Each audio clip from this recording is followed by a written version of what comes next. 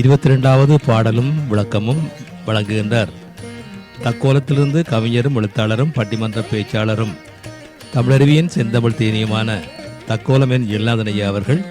வாருங்கள் ஐயா. வருவாய் நிறைவாய் தருவாய். உலகெங்கும் உள்ள தமிழ் உறவுகளுக்கும் ஜெர்மனி தமிழருவி வானொலிக்கும் நேயர்களுக்கும் திரு நைனை விஜயன் அவர்களுக்கும் திருமதி சசிகலா நைனை விஜயன் அவர்களுக்கும் மற்றும் உள்ள அனைவருக்கும் என் வணக்கம். ஔவையார் இயற்றிய மூதுரை எனும் தலைப்பில் எண்ணுள் பதிந்த மூதுரையில் உள்ள பாடலையும் பொருளையும் வழங்குகிறேன். தக்கோலம் என் ஜலநாதன், உத்திரமேரூர், தமிழ்நாடு. ஔவையார் இயற்றிய மூதுரை பாடல் 22. எழுதியவாறே கான் இறங்கும் மடநெஞ்சே, கருதியவாறு ஆமோ கருமம், கருதி போய் கற்பகத்தை சேர்ந்தோர்க்கு காஞ்சிரங்காய் இயந்ததேல் முற்பவத்தில் செய்த வினை.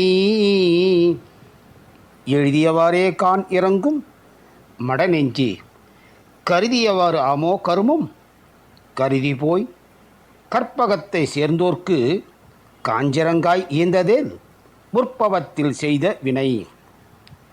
இறங்கும் மடநெஞ்சே, ஏங்குகின்ற பேதை மனமே, கருதி போய் கற்பகத்தை சேர்ந்தோர்க்கு நிறைய பெறலாம் என நினைத்து கற்பக விருட்சத்தை, அதாவது மரத்தை அடைந்தோர்க்கு காஞ்சிரங்காய் ஈந்ததேல் எட்டிக்காய் கிடைத்தது என்றால் அதற்கு காரணம் முற்பவத்தில் செய்த வினை, முற்பிறப்பில் செய்த தீவினை ஆகும்.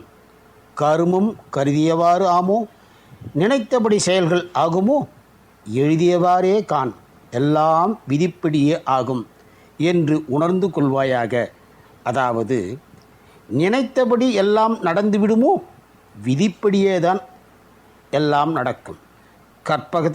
கற்பக விருட்சத்தை அடைந்தோர்க்கு எட்டிக்காய் கிடைக்குமானால் விதியின் பயனே என்று உணர்ந்து கொள்ள வேண்டும். மீண்டும் பாடலை பார்ப்போம். எழுதியவாறே கான் இறங்கும் மடநெஞ்சு, கருதியவாறு ஆமோ கருமம், கருதி போய் கற்பகத்தை சேர்ந்தோர்க்கு காஞ்சிரங்காய் இந்ததேல் முற்பவத்தில் செய்த வினை.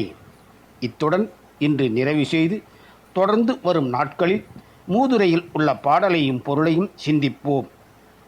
வாய்ப்பளித்த ஜெர்மனி தமிழறிவு வானொலிக்கு நன்றி, வணக்கம். தக்கோலம் என் ஜலநாதன், உத்திரமேரூர், தமிழ்நாடு. சங்கத்தமிழ் இலக்கிய பூங்கா.